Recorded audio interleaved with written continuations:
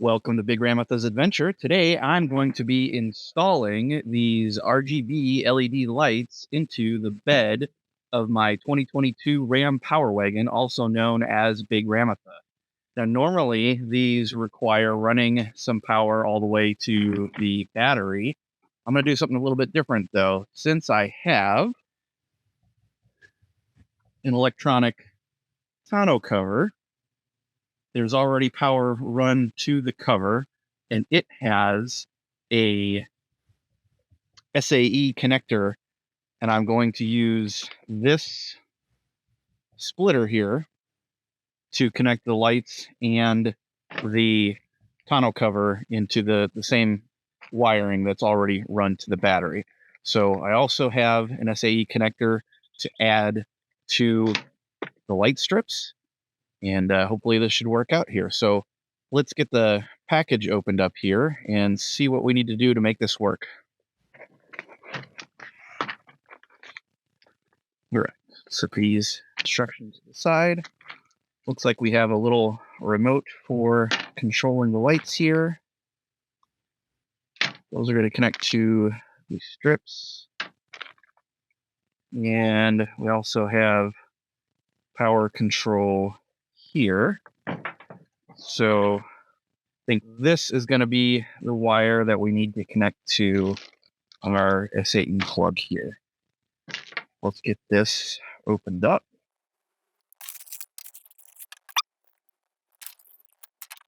Okay, so the wires for my SAE plug here, as you can see, quite a bit thicker than the wiring for the LED light kit.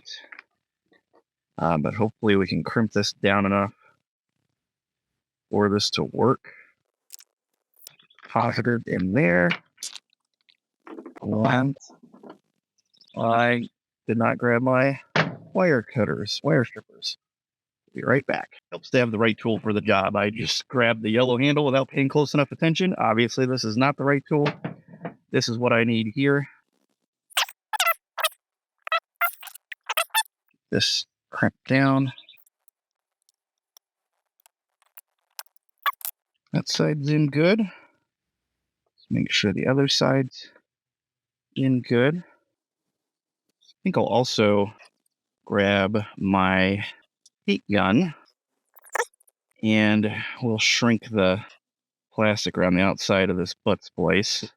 Make sure that we get good solid connection in here. That'll last. Okay, those are connected well. So now let's do negative. Grab the other butt splice. This side, crank down. Okay, that's very good. And the other side. Those are connected well. I'm going to grab that heat gun and I'll be right back. All right, I'm back with the heat gun. So we're going to use this to shrink these butt splices onto the wire. Make sure we have a good solid connection.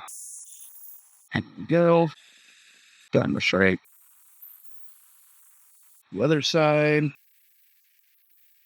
All right, that should be good. Although, yeah, I guess it did get on there. It did look like on the thinner wire that it didn't quite shrink to it fully, but it did. Let that cool off for a second, and then we can go get this plugged in. And then all that's left to do after we plug that in is to get these lights mounted. Now, I've already cleaned off, so we've got a nice clean surface to adhere the light strips to. They just have a double-sided tape stuck on them, which should hold up fine here. They do also have like clamps and things, but I don't want to drill into the truck bed anymore or into the tonneau cover. So we're just going to try the adhesive, and I think that should work out just fine. Okay, so here's that power wire that is run from the battery compartment already, and it's connected into the light here and the and it's labeled as power. I'm going to unplug. There we go. And unplug this, and then plug in the splitter here. There we go. And then one side of the splitter will plug back into here. And then turn this light on to make sure that it still works after plugging the splitter in. It should be fine. These here, and look at that. That still works. And now we're ready to plug in the light and get them mounted. So I think the best approach here is going to be to line this up on this lip, which is actually part of the tonneau cover, like this. Because otherwise, if I go underneath it onto the truck bed, I kind of got to work around the clamps that hold the tonneau cover on here. So I think under this lip is going to be fine. Won't be in the way of anything, and kind of is the perfect length to fit between. So we'll start by peeling off a little bit of this tape from here, and then start attaching this up underneath. Now, what these is usually apply a good amount of arm pressure, get it thick into place where you want it. Kind of just go along the whole thing with a nice, good squeeze. Make sure it sticks up there where you want it, and often likes to want to fall off. Kind of hold it in place for a few seconds. That light is in place. Now, connect here. We need this splitter, this wide adapter here. First, we'll plug this in. Twist lock that into place. And now, the side that we connected first here, grab this wire, this in. There are a couple little arrows to line up here. That in. Hey, lights are blinking. Oh, appears to be in a voice activated mode, because when I speak, the lights blink. That is pretty cool. I knew this had a like a music feature on it. I didn't realize that there was a microphone in there, and that's how it reacts to music. That's pretty cool. I'm gonna have to play around with the modes on this once I get the whole thing connected here, but that's pretty neat. All right, let's do the other side next. Now this side I have a little bit more in the way to work around here. So it might be a little bit more challenging to get it up, but I think we should be fine. You do the same thing here. Already cleaned off the underside of this lip here. We've got a nice clean surface to adhere this to. You must start along here. Again, slowly peel, apply nice, firm, even pressure as we move this along and stick it to the bottom of this lip. That's going to make sure, shoot the stick. Might not have waited long enough for this one to dry off before trying to stick it up here. Keep this good. Solid push. There we go. You really got to press stuff on there nice and hard. Hold it for a few seconds. Make sure that it stays in place. Definitely these have a tendency to fall off where there's any downward pressure, like with the cord hanging off on the end here. So especially on the side that has the cord hanging, you gotta really push up on this and hold it. Sticks good. I think that is good there. Now, I don't know if that cord is going to reach all the way over to the other side where the plug is. So it did come with an extension to make sure that it can reach.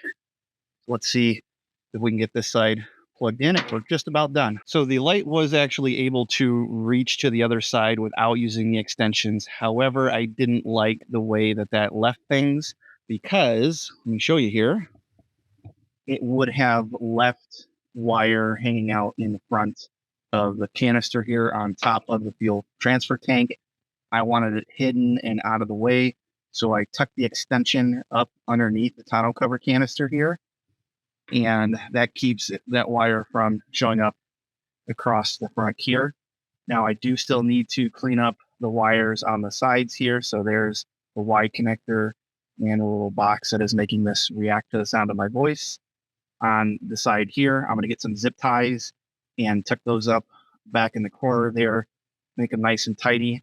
Same thing on the other side over here. Going to clean that wire up, zip tie it up out of the way.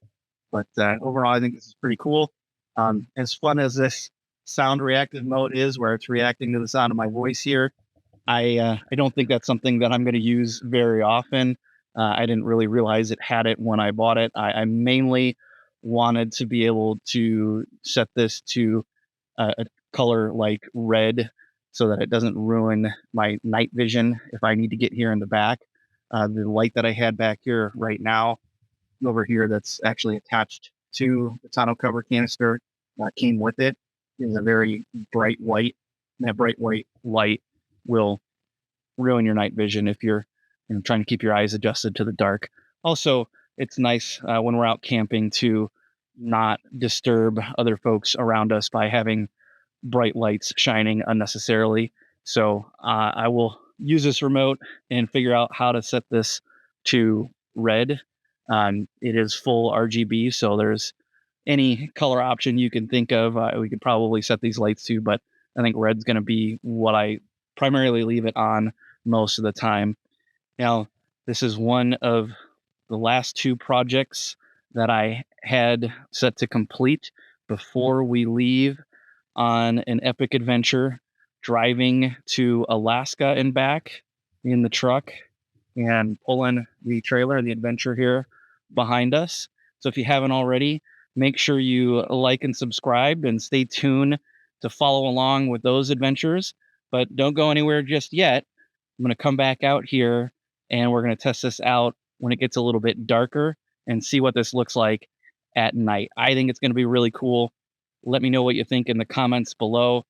Stick around. We'll be right back when it gets a little bit darker. All right, it's dark enough now, so let's take a look at how this looks after dark.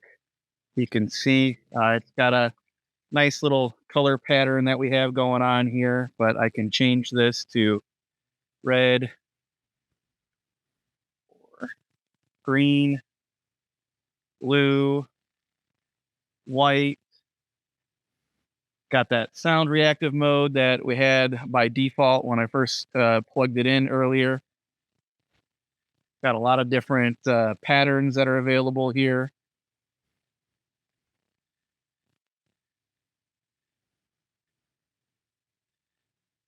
Pretty cool.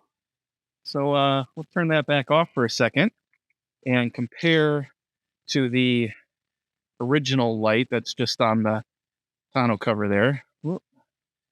Push the right button.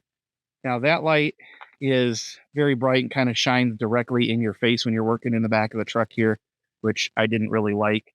So I kind of thought that this worked out a lot better. And again, I can use that red light and it's not going to hurt my night vision here. Looks like that's about as bright as it goes. We can turn the here. Yeah, we can dim it quite a bit, or I think that's full brightness there. Again, different color options here for these fun little different pattern modes. I don't find those very useful, but it's fun to play around with. That's it. Thanks for watching. Let me know what you think, and I hope to see you in the next one.